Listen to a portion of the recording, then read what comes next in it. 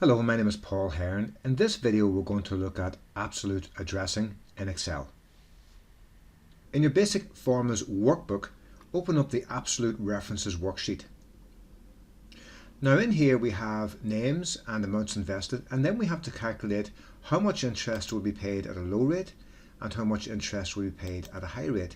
And the rates are given in these two cells, H1 and H2.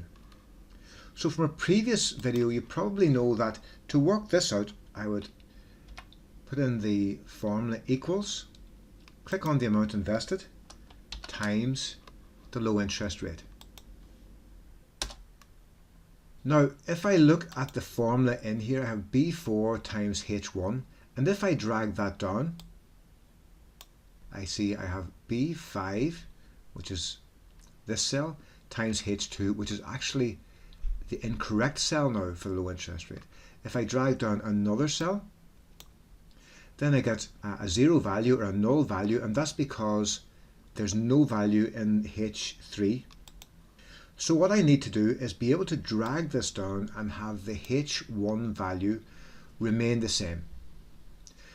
The way to do that is to insert a dollar sign in front of the element here that you don't want to change, be it the column or the row.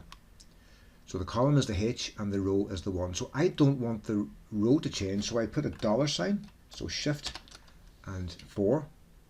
And now when I drag this down, you'll notice that in each of these cells, as I go down to B5, it's still H1, B6, H1, and so on.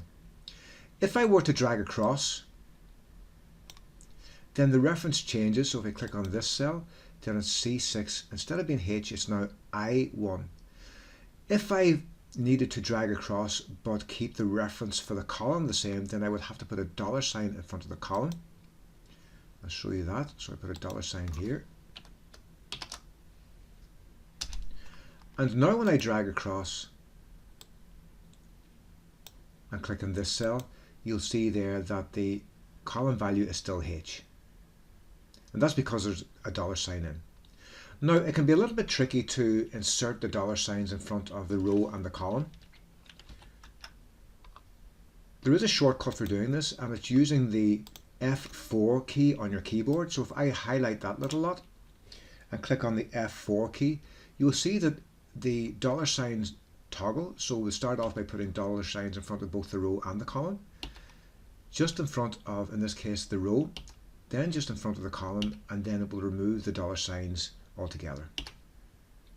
Now in many cases it's good enough just to put dollar signs in front of both the row and the column, and that usually works fine because you're usually only dragging vertically. So having the dollar sign in front of both the row and the column, even though the column doesn't change, doesn't do any harm.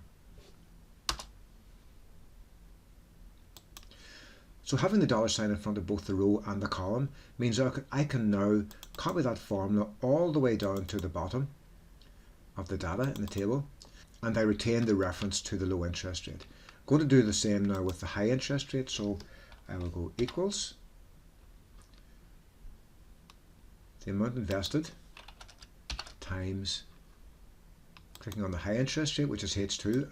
I'm going to now highlight the H2, click on F4, put the dollar signs in, click on return, and now I can just drag that formula right down to the bottom of the column.